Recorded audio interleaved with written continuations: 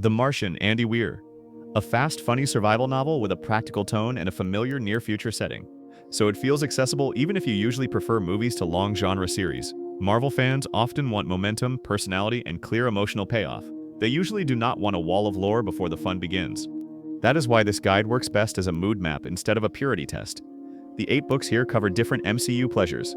Some give you banter, some give you that feeling of stepping into a larger universe without being buried by terminology. The safest overall starting point is The Martian because it proves that cleverness can still feel warm and cinematic.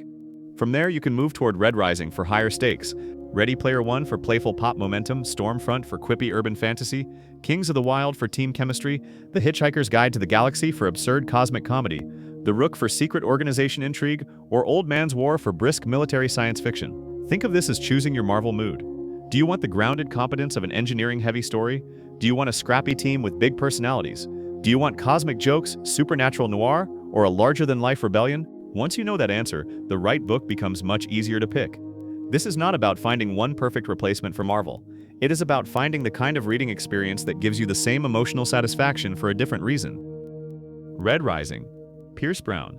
A fierce, fast-moving science fiction novel with a combative tone and a society built around power and image, so it suits readers who want intensity from page 1. This is the pick for Marvel fans who love momentum, escalation, and the feeling that every chapter is pulling the next one forward. The book is the first entry in a series, which matters because it gives you that franchise energy many MCU viewers enjoy. You get a large canvas, strong rivalries, and a clear sense that the world can keep expanding after the first volume. What makes it work as a Marvel bridge is not that it copies superhero storytelling. It does not. What it shares is emotional velocity. Scenes tend to arrive with purpose. The tone stays urgent. The scale feels bigger than one person, yet the reading experience remains easy to follow. If you like the parts of Marvel where courage, status, and identity crash into each other, this is probably the strongest first pick after The Martian. I would place Red Rising ahead of denser epic fantasy for most Marvel fans because it feels immediate. You do not need patience for a slow build, you need curiosity and a tolerance for a sharper edge. If your favorite Marvel entries are the ones that feel restless, ambitious, and constantly in motion, this is the book that most naturally matches that appetite. Ready Player One, Ernest Cline. A playful, high-energy science fiction adventure with a nostalgic tone and a competition-driven structure, making it easy to enter if you enjoy pop references and fast scene changes. This is the most obviously fun recommendation in the list. It has the kind of clean propulsion that works for viewers who love Marvel when it is bright, self-aware, and eager to entertain. The language is direct. The setup is easy to understand. The chapters keep moving. That makes it a useful bridge for anyone who worries that books will feel slower than film.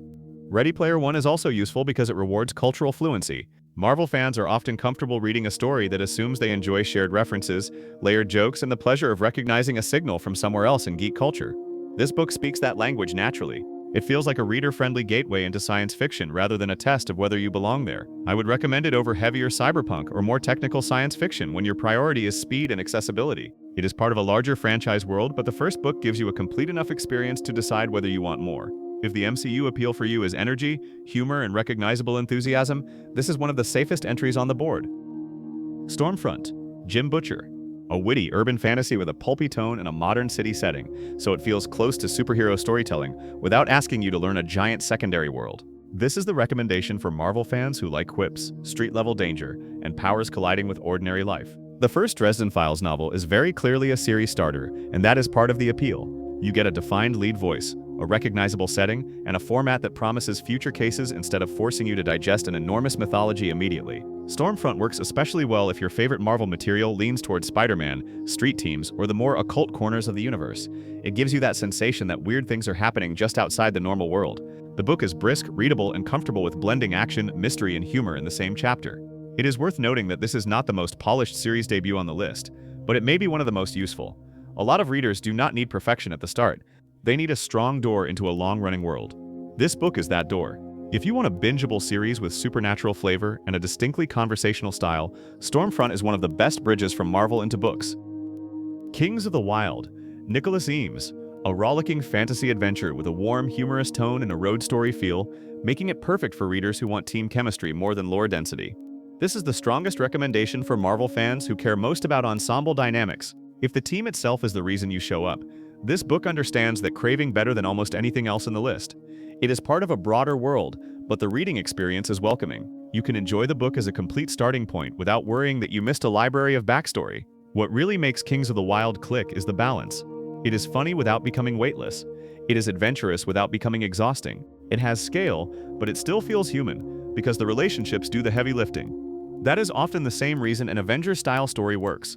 Spectacle matters, but chemistry matters more. I recommend this for readers who want fantasy with the readability of an action comedy. It is especially strong if you have bounced off fantasy before, because some series ask you to admire the world before they let you enjoy the people. This book reverses that order. It lets you connect first. For many Marvel fans, that emotional access point is the difference between finishing a book and quietly setting it aside. The Hitchhiker's Guide to the Galaxy, Douglas Adams. A short, absurd science fiction comedy with a dry tone and a vast cosmic backdrop, so it works best for readers who love wit more than seriousness. Not every Marvel fan wants intensity. Some want release. Some want the relief of a story that understands how ridiculous space can feel without losing its sense of wonder. That is where The Hitchhiker's Guide to the Galaxy becomes useful. It is extremely readable, quite short compared with most franchise starters, and confident about its own comic perspective. This is not the pick for someone chasing emotional heaviness or a military edge. It is the pick for someone whose favorite MCU scenes are built on timing, tone, and the pleasure of watching smart jokes land inside a bigger universe. The book is part of a series, but the first installment is more than enough to tell you whether the wavelength fits you. I like recommending it because it also lowers reading pressure. You do not need to prepare. You do not need to memorize. You do not even need to be a committed science fiction reader.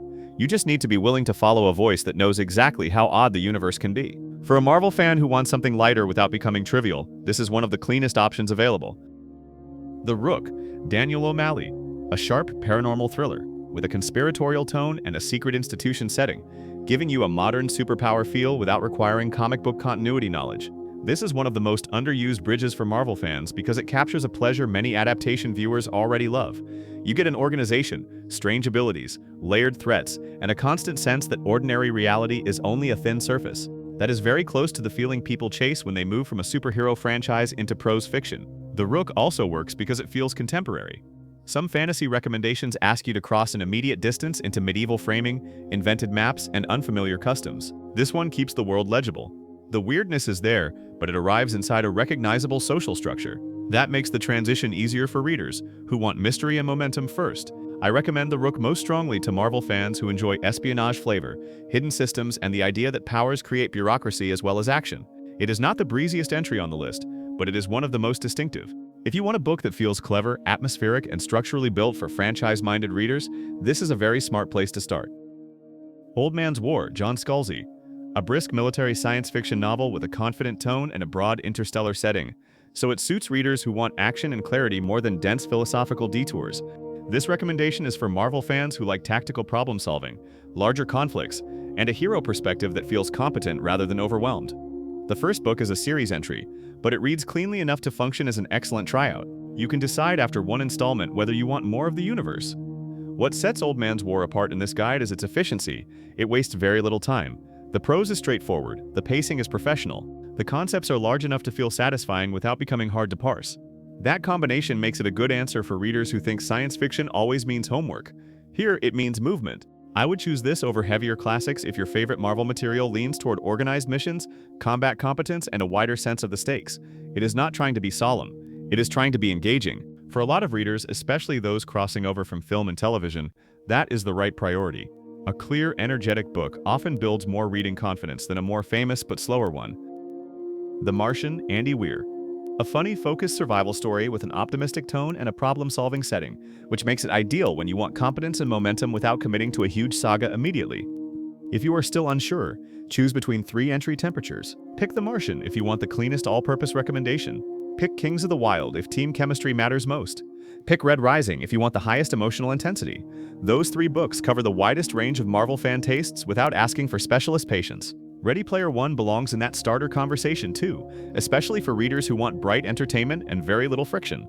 Stormfront is better if the supernatural side of Marvel is what keeps pulling you back. The Rook is better if you want a hidden system thriller. The Hitchhiker's Guide is best when mood matters more than stakes. Old Man's War works when you want a sharper science fiction frame but still need readability. The real point is not to over-optimize. A lot of readers delay starting because they want a mathematically perfect first book. You do not need that. You need one good doorway that matches your current energy. Start there, finish one book, and let that result tell you what to read next. Kings of the Wyld, Nicholas Eames. A warm, adventurous fantasy with a loud ensemble spirit and a familiar quest framework, so it gives you that team-first satisfaction many Marvel fans value most. If your favorite MCU entries are the ones where personality collisions carry the story, build your path around team energy. Start with Kings of the Wyld for the strongest group dynamic. Move to the Rook if you want that same sense of people operating inside a larger system. Then try Stormfront if you want a more singular voice but still want ongoing universe potential. Readers often think they need to pick a genre first. For this topic, that is less useful than picking a relationship style. Team books feel different from lone operator books. Banter-heavy books feel different from competence-driven books. That distinction matters more than whether a recommendation is technically fantasy or science fiction. Marvel is often at its best when the structure lets different personalities sharpen each other. That is why ensemble-forward books can feel so satisfying. They recreate the social pleasure of a franchise without needing capes or official tie-ins.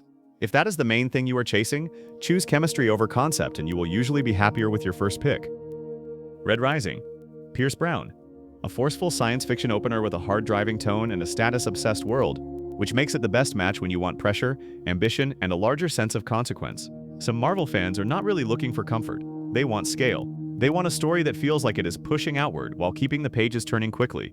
In that case, Red Rising and Old Man's War are the two clearest lanes. Red Rising is more emotionally volatile and franchise-sized in energy. Old Man's War is steadier, cleaner, and more procedural in its appeal. The Martian sits beside them as the competence-first option. It is less about confrontation and more about ingenuity, but it can still satisfy viewers who love watching smart people solve impossible-seeming problems under pressure. That is why it remains the safest universal starter even when your taste runs serious. The mistake to avoid is choosing the biggest-looking book instead of the most compatible one. Bigger scope does not always mean a better bridge. The best bridge is the book whose pacing style already feels natural to you. When in doubt, choose by motion. If you want relentless momentum, start with Red Rising. If you want measured confidence, start with Old Man's War. If you want ingenuity with warmth, start with The Martian. The Martian, Andy Weir. A bright, accessible science fiction novel with a practical tone and a familiar setting, so it remains the best all-around answer when you want one clear recommendation without second-guessing. My simplest Marvel reading ladder is this. Start with The Martian if you want the easiest first win. Go to Kings of the Wyld if team spirit is your favorite ingredient. Try Red Rising if you want higher intensity. Move to Stormfront or the Rook if secret worlds and unusual abilities are the real draw. Use the Hitchhiker's Guide when you want lightness. Use Old Man's War when you want crisp military scale. Keep Ready Player One for pure fun and speed. That ladder is designed for reader confidence, not for collector completeness. You do not need to read every book in the guide. You need the one that feels obvious after hearing the categories. Once you finish that book, your next step becomes easier because you will know whether you want more banter, more scope, more mystery, more humor, or more emotional weight. The full value of a guide like this is not that it gives you 8 titles, it gives you permission to choose cleanly. That is why the best first move is simple. Pick one lane, read one book, then come back to the rest of the map when you want another Marvel-shaped reading experience with a slightly different flavor.